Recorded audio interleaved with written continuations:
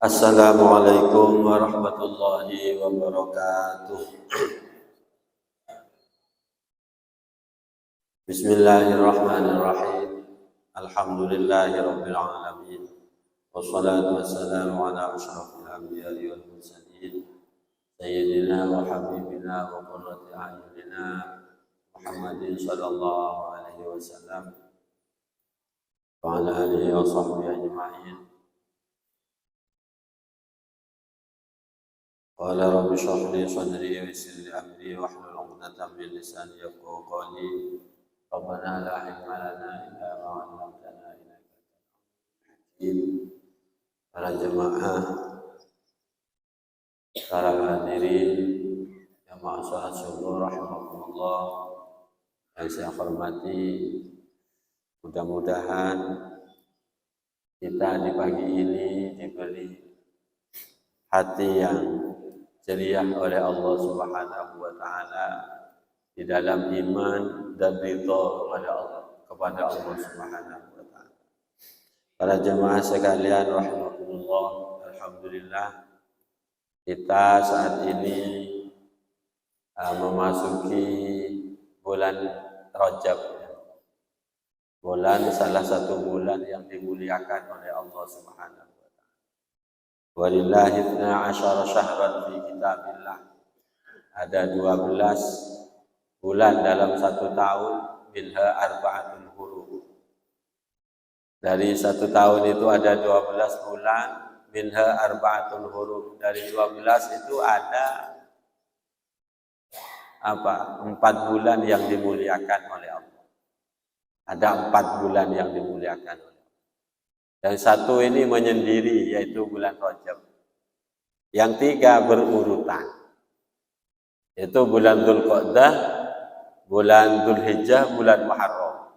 Jadi bulan mulia ini ada 4. Yang satu menyendiri, yaitu bulan Rajab ini.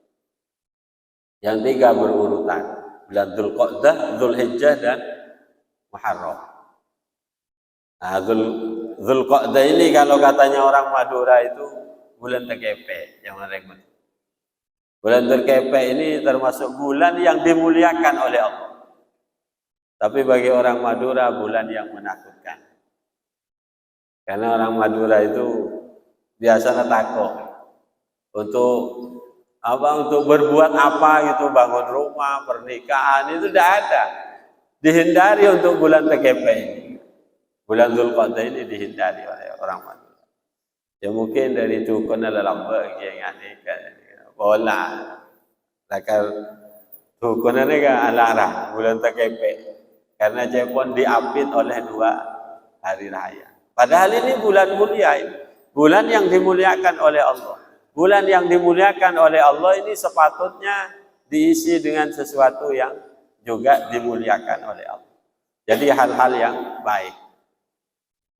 Para jemaah rahimakumullah yang saya hormati, Rasulullah SAW jika memasuki bulan Rajab, maka Rasulullah berdoa, Allahumma barik lana fi Rajab wa Sya'ban wa ballighna Ramadan. Itu doanya Nabi jika memasuki bulan Rajab. Maka kita sekarang berdoa, Allahumma barik lana fi Rajab wa Sya'ban wa ballighna Ramadan. Ya Allah, berilah saya barokah di bulan Rajab ini dan bulan Sya'ban, dan sampaikan umur saya bisa nututi bulan Ramadan. Itu doanya Nabi.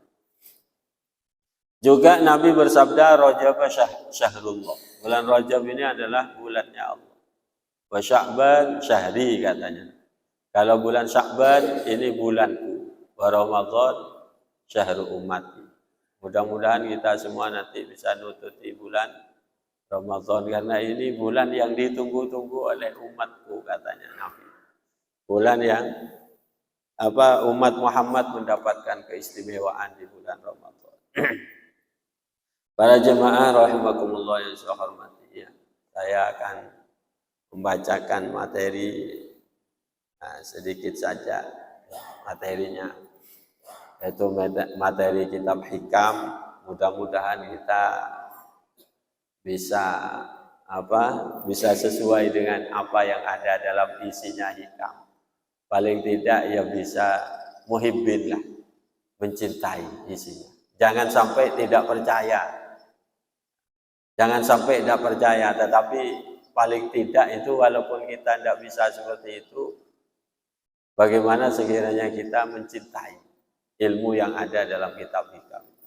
Karena hikam ini ya ilmunya para walinya Allah di dalam kitab hikam. Bismillahirrahmanirrahim. Idza aradta an ta'rifa maqamaka indallah, itu katanya hikam. Kalau kamu ingin tahu sampai di mana derajatmu, sampai di mana makommu indallahi, di sisi Allah. Kita ini di sisi Allah itu ada di mana? Kelas yang mana kita ini menurut Allah? Karena begini para hadirin ya, semua orang ini berjalan menuju Allah sebenarnya. Kita ini jalan kemana? Ya jalan menuju Allah. Artinya hidup kita ini berjalan menuju Allah. Bukan hidup kita ini berjalan untuk memuaskan nafsu kita. Bukan. Jadi kita mau berjalan kemana dalam hidup ini? Ya semua orang itu berjalan menuju Allah Subhanahu wa ta'ala. Tetapi kebanyakan di tengah-tengah perjalanan ini, yang banyak itu dilupakan kita. Dilupakan oleh apa? Dilupakan oleh nafsu yang ada dalam hati kita. Sehingga di kehidupan kita ini hanya mengabdikan diri kita kepada nafsu kita. Coba kita pikir, kita ini mengabdi untuk siapa dalam hidup? Ini yang banyak manusia yang mengabdi kepada nafsunya, bukan mengabdi kepada Allah Subhanahu wa ta'ala. Bukan mengabdi kepada agama yang diciptakan oleh Allah itu, tapi mengabdi kepada nafsu. Coba kita pikir-pikir itu tiap hari. Pernahkah kita itu mengabdikan diri kepada Allah, mengabdikan diri kepada agamanya Allah? Pernahkah kita itu? Paling-paling kita itu yang baik ya, yang baik. Kenapa kamu sholat? Saya ingin surga. Sudah mengabdi pada dirinya sendiri. Kan ya kan? Kenapa kamu tahajud? Saya takut ke neraka. Ini kan hanya kepentingan diri kita.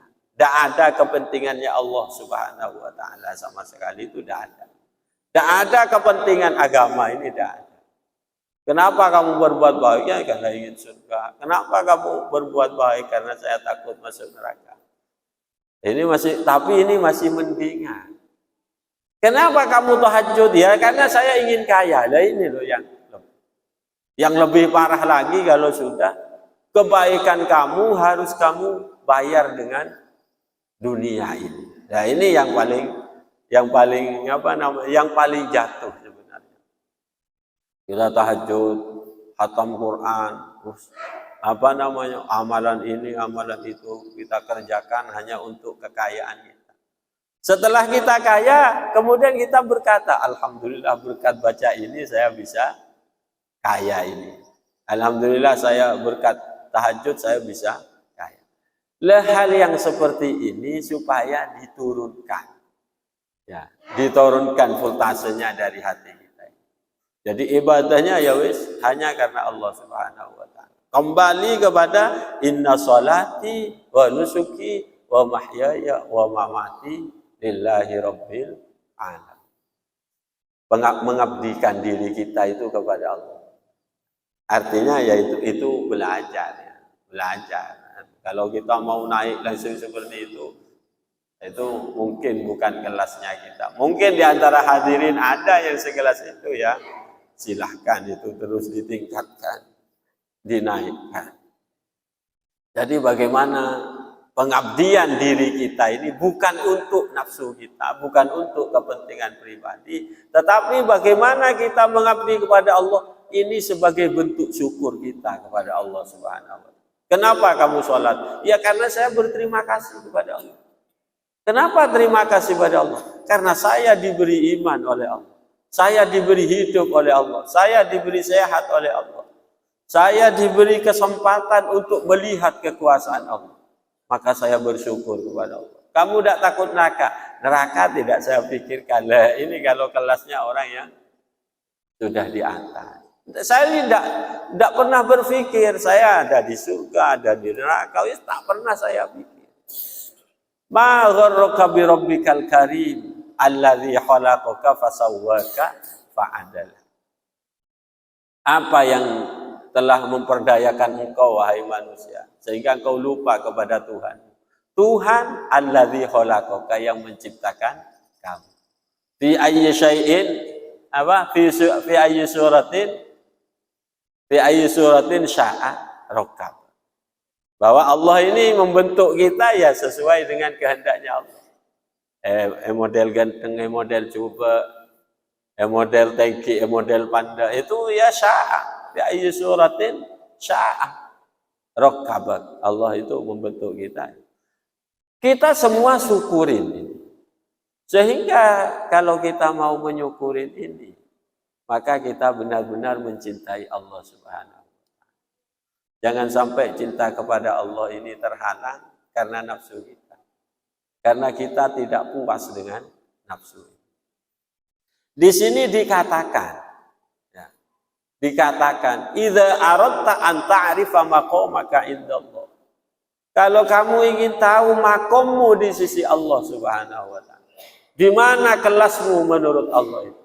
Fanzur fi madza. Fanzur fi, lihatlah. Fi madza yuqimuka. Lihatlah kamu ini ada di mana. Artinya kamu sekarang sedang berada di mana? Sedang berada di dalam keadaan apa kamu?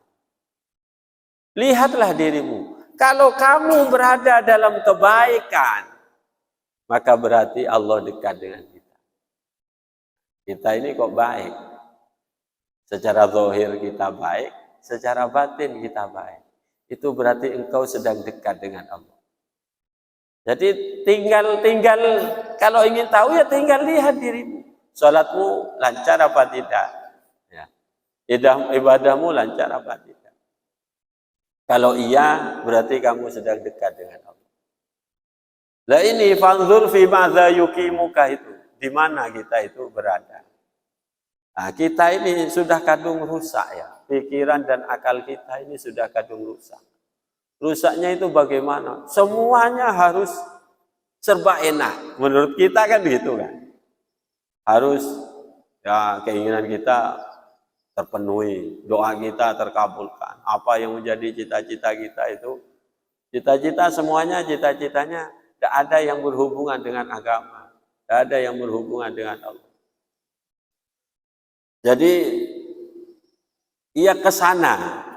Kita itu hanya ke sana. Kalau berdoa diterima oleh Allah. Imam Bukhari ini pernah berdoa selama hidupnya itu hanya 2 kali.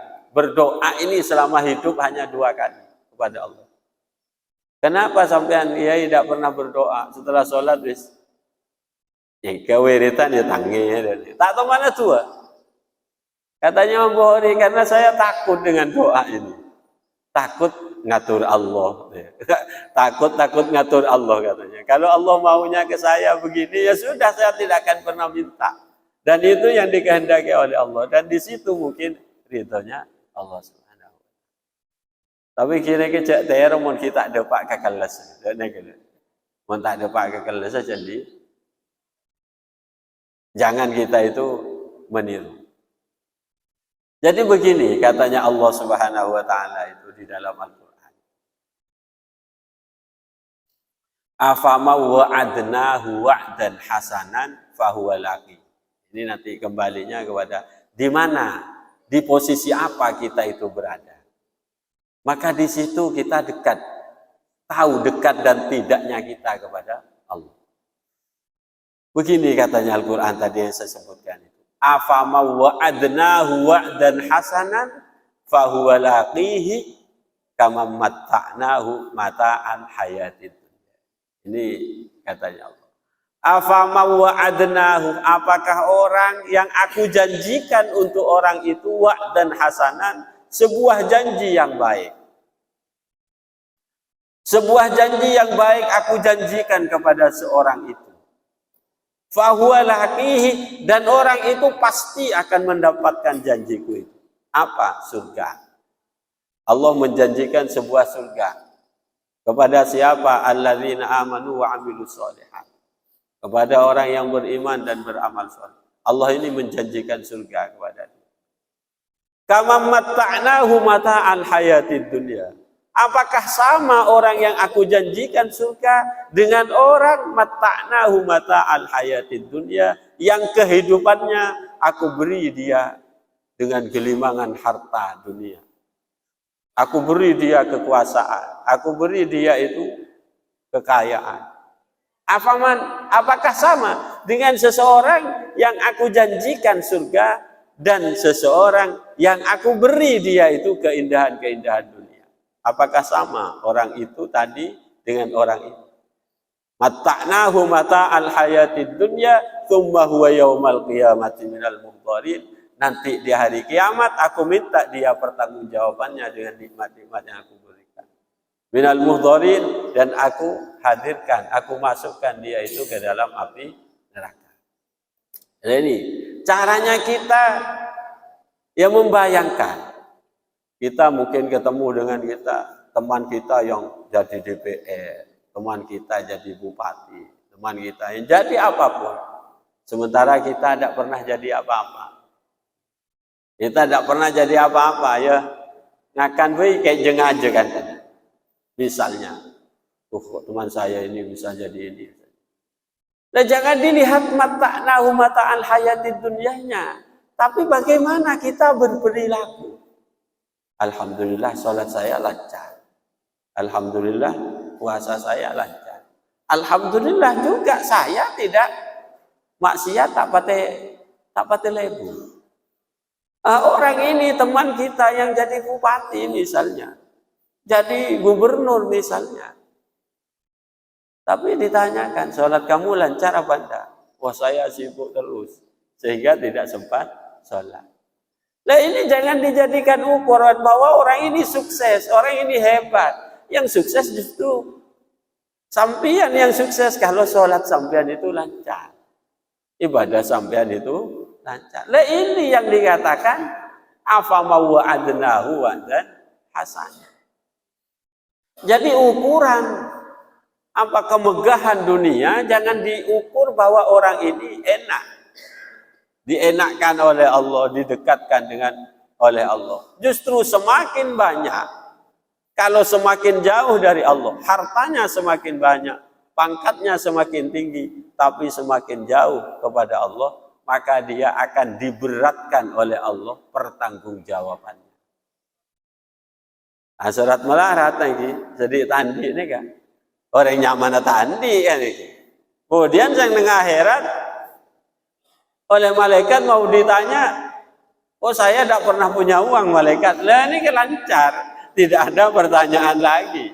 Nah, kalau yang banyak hartanya akan ditanya oleh Allah. Tapi ini para hadirin hadirat sekalian, kalau itu bisa menyebabkan kita semakin jauh dari Allah. Kalau harta kita semakin dekat, membawa kita dekat kepada Allah, maka harta ini pun juga menjadi harta yang baik. Karena apa? Allah itu bersabda di dalam Al-Quran itu juga begini, berfirman di Al-Quran itu, Innallaha ashtara minal mu'minina anfusahum wa amwalahum bi'anna lahumul jannah. Itu kata, wahai orang-orang mukmin, Allah itu akan membeli dirimu, akan membeli hartamu. Bi'anna lahumul jannah, dibayar dengan surga. Jiwa raga kita ini dibeli oleh Allah. Sini, tubuhmu, badanmu, jiwamu akan saya beli. Juga wa amwalahum, hartamu juga akan saya beli. Katanya Allah ini. Mau dibeli dibayar dengan apa? Bi'anna lahumul jannah. Akan aku bayar jiwamu, ragamu, dan hartamu dengan surga. Berarti jiwa dan harta ini adalah salah satu pengantar kita juga menuju kepada surganya Allah. Bagaimana ini harta yang kita miliki ini menjadi pengantar ke surga. Bagaimana tubuh yang kita miliki ini pengantar kita menuju surga. Ini janjinya Allah. Ya, ini janjinya Allah. Tetapi untuk diri kita hanyalah mari kita biasakan mengabdi kepada Allah Subhanahu wa taala, beribadah karena mencintai Allah, bukan beribadah karena ingin memenuhi hawa nafsu kita. Para jemaah rahimakumullah yang saya hormati, begini ya, kalau kita ini sibuk ini untuk apa namanya? Untuk mempelajari hati. Hati kita ini biar belajar jadi orang baik. Kita ini misalnya sibuk, sehari-hari sibuk. Sehari-hari kesibukan kita ini mencari dunia misalnya. Maka kita berpikir, saya ini sibuknya cari uang. Tiap hari cari uang, tiap hari cari uang. Terus, ini di dalam hatinya, orang yang sibuk cari uang, ini di dalam hatinya, kadang mau sedekah itu eman. Kenapa eman? Karena saya ini sudah payah cari uang. Saya payahnya luar biasa cari uang. Banting tulang, malam bangun, ke pasar, pagi, terus. Baru bisa istirahat sore. Nanti setelahnya maghrib harus kerja lagi. Sibuk kan? Kemudian kesibukan ini kalau kita rasakan sibuk, maka di saat kita menghasilkan harta ini, maka kita eman untuk menggunakan harta ini untuk bersedekah, untuk menyumbang keagamaan. Itu eman. Kenapa? Nah, ini kan saya lelah mencari ini. Kenapa harus saya sedekahkan kepada orang? Kenapa harus saya sumbangkan kepada orang? Apalagi yang disumbang misalnya orangnya tidur melulu. Kita akan mengatakan orang ini enak-enak tidur dapat uang dari saya. Itu akan berkata begitu hati yang tidak baik. Tapi hati yang baik akan berkata begini, saya ini sibuk cari uang. Kemudian saya dapat apa dari kesibukan saya? Hanya dapat uang ini, setelah ini uang ini akan habis. Dimakan ya jadi kotoran. Ya. Ini tidak ada gunanya. Terus bagaimana? Biar uang saya ini bisa berguna nanti di akhirat. Biar tidak tinggal lelahnya saya mencari uang, maka uang ini saya sumbangkan ke masjid. Uang ini saya sumbangkan ke kepentingan keagamaan. Uang ini saya berikan, sedekahkan kepada fakir miskin. Untuk apa? Untuk membayar lelahku mencari uang. Ini caranya orang, cara berpikir yang baik. Kalau cara berpikir yang tidak baik, ya kayak tadi itu. Tapas nyaman aja. Engkau seluang, engkau selesai aja sengakan. Lah ini, pikiran begini ini bukan pikiran baik, sudah. Pikirannya harus gini, saya lelah mencari ini. Terus saya dapat apa dari lelah ini? Kalau uang ini dimakan ya jadi kotoran. Kalau uang ini saya belikan mobil, saya belikan rumah, ya kalau saya mati sudah hilang ini. Tidak ada gunanya sudah. Mobil saya, rumah saya sudah tidak ada artinya. Jadi oleh karena itu dari kelelahan ini saya harus bayar kelelahan ini. Dengan saya bersedekah untuk kepentingan agama, untuk kepentingan orang-orang fakir miskin, anak-anak yatim. Biar nanti bisa menjadi jawaban dari kelelahan mencari uang di dunia. Dan ini kan cara berpikir kita begitu. Ini kalau kita dengan uang, juga kita dengan jiwa raga ini, maka jiwa dan raga kita ini juga berikan, walaupun tidak sepenuhnya, berikanlah untuk agama. Jiwa raga kita ini. Seperti yang dikerjakan oleh para sahabat-sahabat Nabi, para ulama. Coba pikir, ulama-ulama dulu itu. Ini mewakafkan dirinya hanya untuk kepentingan agama. Ini waqaftu nafsi, katanya ulama itu. Aku wakafkan diriku ini untuk agama. Aku wakafkan diriku ini untuk ilmu. Coba para ulama mengarang kitab yang besar-besar. Dan itu tidak ada royaltinya. Tidak ada, ulama-ulama dulu itu tidak punya royalti dengan ngarang kitab. Ngarang kitab tafsir, kitab fikih, kitab apapun tidak ada. Ini jiwanya digunakan untuk ngarang kitab. Makanya katanya Nabi itu ya, mangsi pulpennya, penanya para ulama ini besok akan ditimbang dengan darahnya orang-orang yang mati syahid. Ternyata bagaimana? Ternyata masih lebih berat penanya para ulama. Kenapa mereka berbuat itu? Ya sudah, mereka itu mewakafkan dirinya untuk agama. Juga ulama-ulama dulu, Imam Syafi'i di samping karangan kitabnya banyak. Imam Syafi'i ini selalu memberi makan kepada orang yang ngaji. Berapa kaduk setiasa ngaji dina. Satu kiai. Mulai nasi dek sinjai jong. Satu bungkus. Berikan nasi ke amboina 100 bungkus. Untuk siapa kiai? Untuk orang-orang yang mengaji. Kenapa kiai harus begini? Ya saya harus berterima kasih bisa menyampaikan ilmu saya kepada orang yang mau mendengarkan ilmu saya. Ini katanya Imam Syafi'i. Terus semuanya para ulama gitu. Abdullah bin Abbas ini ke santri-santrinya itu ngasih uang. Ngasih uang Abdullah bin Abbas ini. Tiap hari ngaji. Ayo mondok di saya ya, kamu akan saya biayai. Tidak usah minta kiriman sama orang tuanya. Kalau bisa orang tuamu nanti dikirim dari sini. Nah ini sifatnya para ulama-ulama dulu. Mereka mewakafkan jiwa raganya dan hartanya untuk kepentingan agama. Nah, mari kita tidak usah mikirkan ulama-ulama sekarang. Oh, sedih lah taruh kan. Itu jangan. Ya. Tapi berpikirlah untuk dirimu. Sudahkah dirimu mewakafkan dirimu untuk separuh dari dirimu, seperempat dari dirimu, kamu wakafkan untuk agama ini. Wakafkan untuk agama ini bagaimana? Ya untuk nolong orang, ya untuk membantu orang lain. Karena sudah wakaf, maka tidak mengharapkan apa-apa dari membantu orang lain. Kalau sudah bantu, ya wis bantu.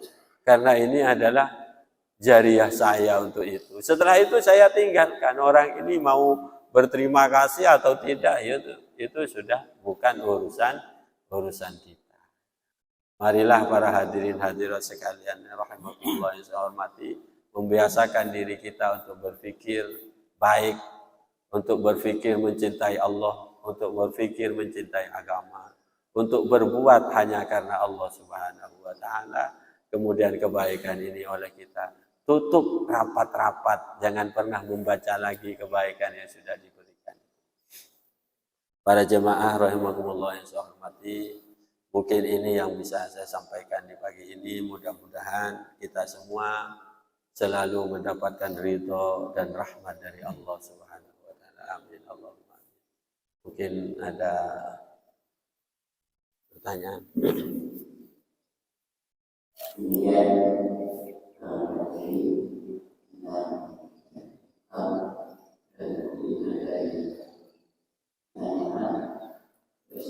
Ya Allah, astagfirullahaladzim.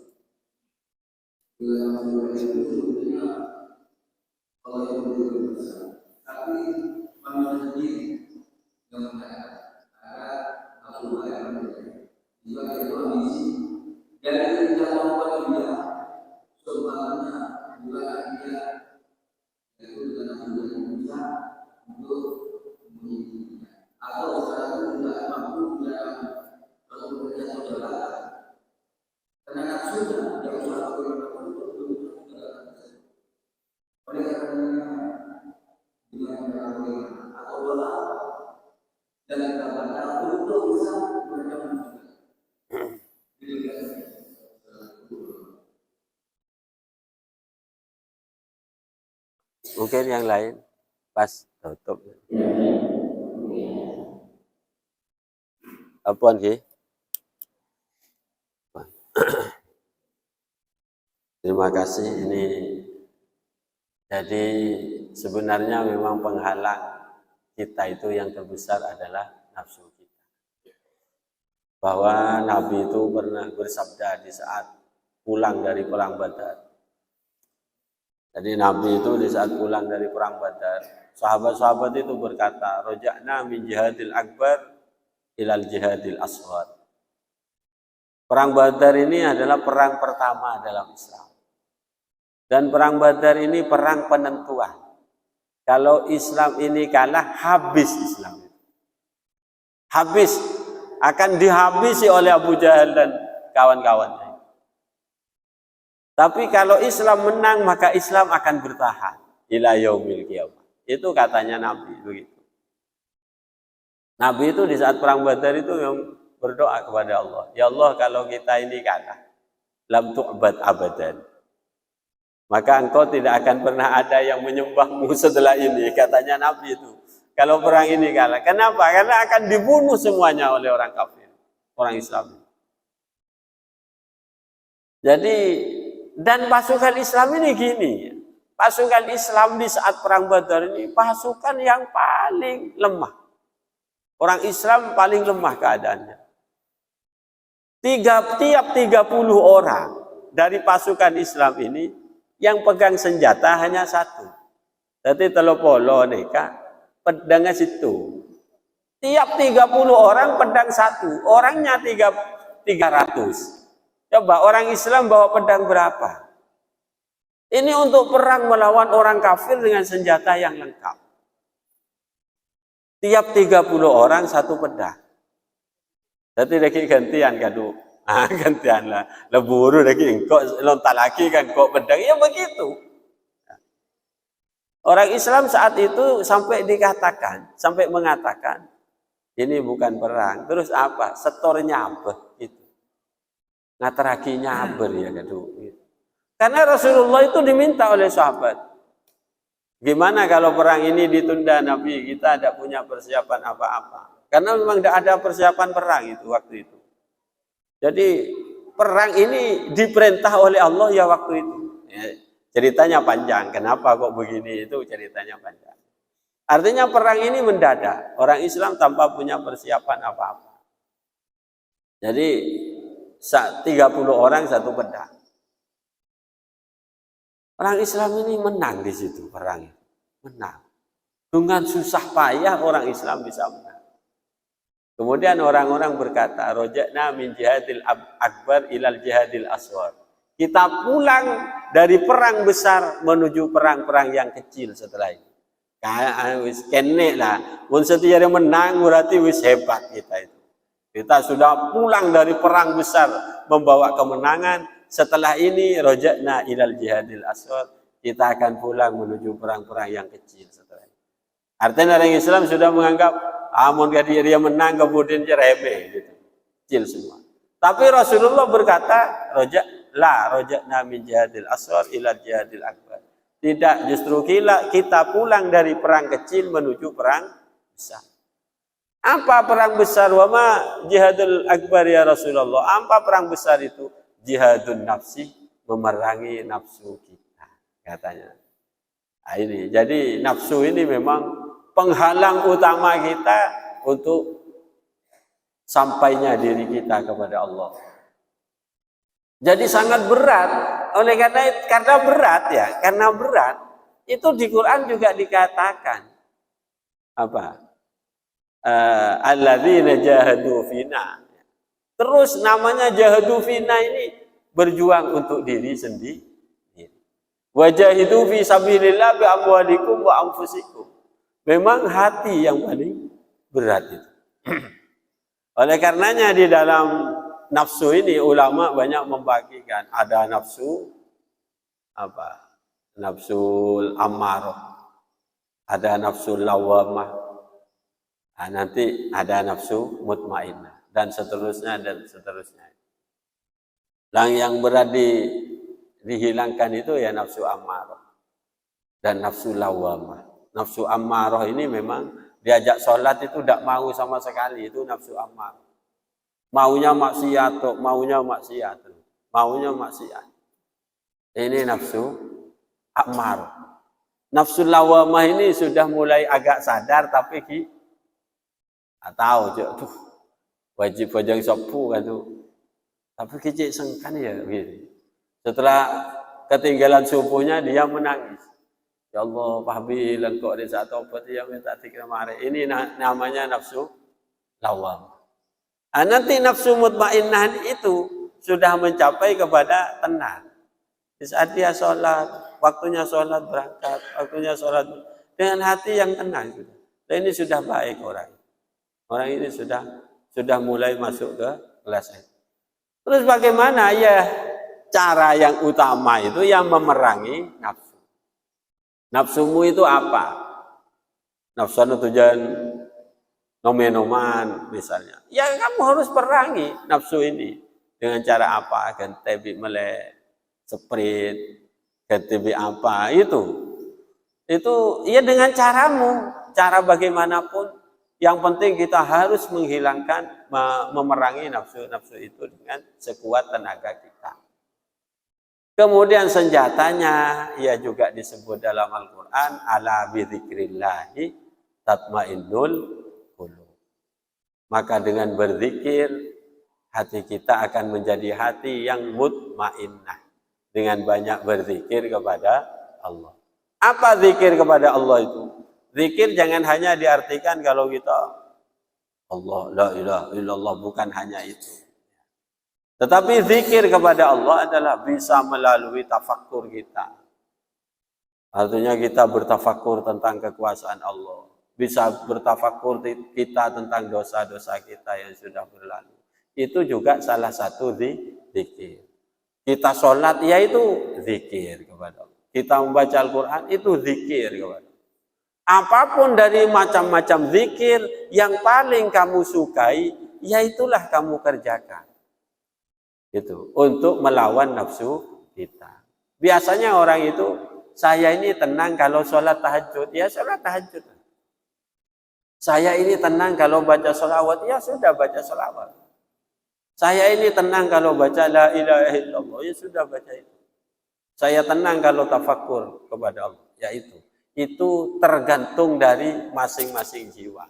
Yang penting untuk melawan nafsu adalah ala bidzikrillahi tatmainnul qulub. Ini sekali itu untuk yang bisa saya sampaikan, mudah-mudahan bermanfaat untuk kita semuanya. Wa iyyakum, mudah-mudahan kita semua selalu dalam lindungan Allah, dalam taufik dan rahmatnya Allah Subhanahu wa taala. Bismillahirrahmanirrahim. Alhamdulillahirabbil alamin. Allahumma shalli wa sallim ala sayyidina Muhammadin wa ala alihi. Allahumma ya arhamar rahimin warhamna wa khairur rahimin. Rabbana anfa'na bima 'allamtana, rabbi 'allimna alladhi yanfa'una, rabbi faqihna faqih ahlana wa qarabatin lana. Allahumma inna nas'aluka al-'afwa wal 'afiyah. Allahumma inna nas'aluka al-huda wa tuqa wal 'afaf. Rabbana atina fid dunya hasanah wa fil akhirati hasanah wa qina adzabannar. Wa sallallahu ala sayyidina Muhammadin wa alihi wasallam. Subhana rabbika rabbil izzati amma yasifun wa salamun alal mursalin walhamdulillahi rabbil alamin. Dari kami kurang lebihnya mohon maaf. Akhiran hadanallahu iyyakum ila siratal mustaqim.